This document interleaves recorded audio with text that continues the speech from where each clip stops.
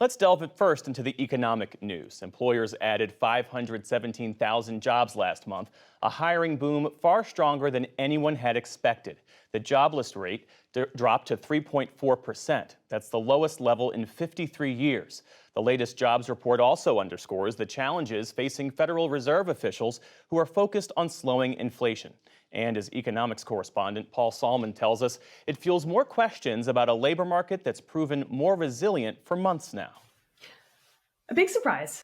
Labor economist Julia Pollock on today's jobs report. So many leading indicators turned sharply negative in the fourth quarter. Investment has been slow. Consumer spending has also been relatively sluggish.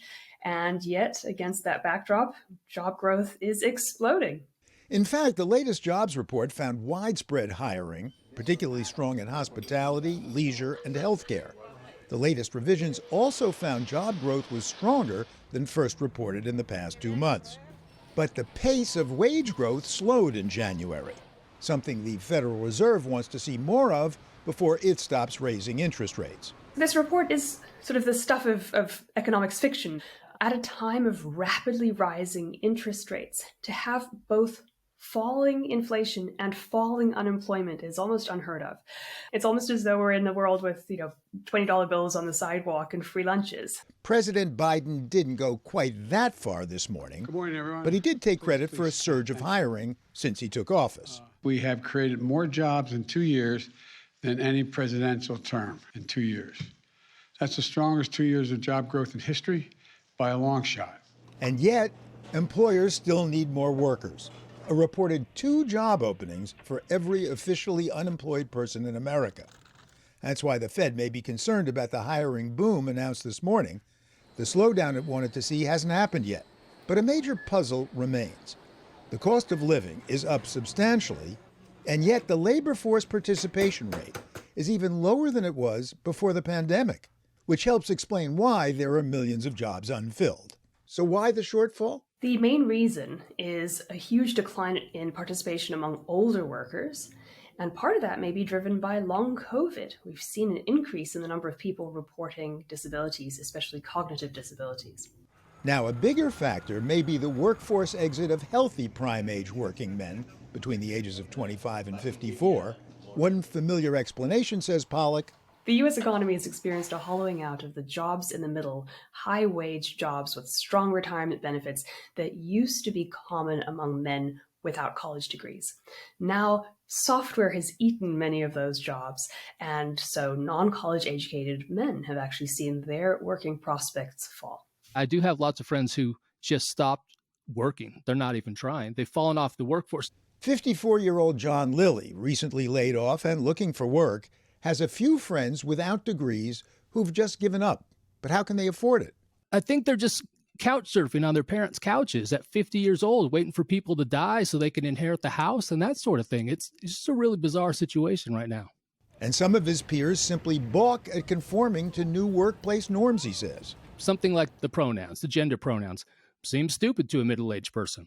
But it's not stupid if you want to get a job. If you want to get along with the work culture, you have to keep up with culture in general. But a hollowed-out labor market as the main cause of the male worker shortfall seems a stretch to economist Nicholas Eberstadt, who published Men Without Work in 2016, now in a post-pandemic edition. The received wisdom is that economic and structural change is driving the decline in workforce participation for men. Outsourcing, decline of manufacturing, less demand for less skilled work. All of that's fine as far as it goes, but it's really only part of the story, and I don't think it's even most of the story. And most of the story is?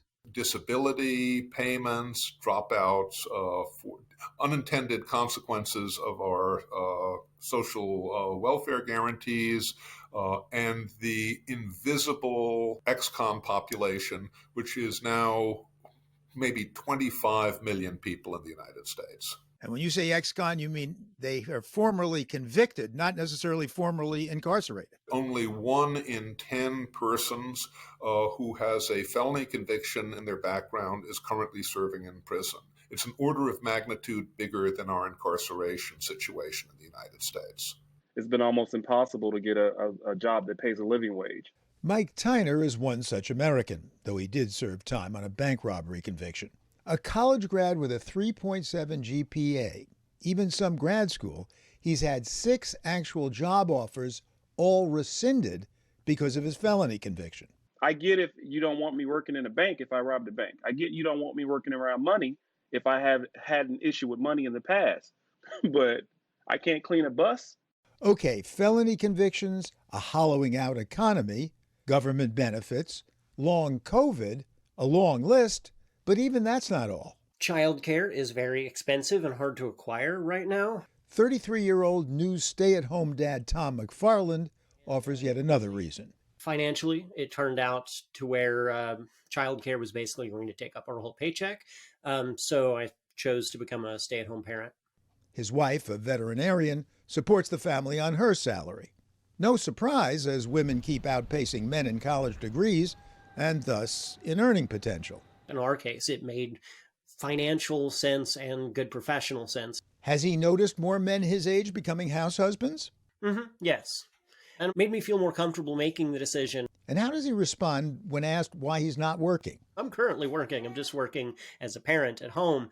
I'm very proud to be a stay-at-home parent. I'm very proud to be a father. So the moral of this story seems pretty clear. Prime-age men have dropped out for lots of reasons, contributing mightily to the curious case of a high cost-of-living economy with not enough workers to go round. For the PBS NewsHour, Paul Salman.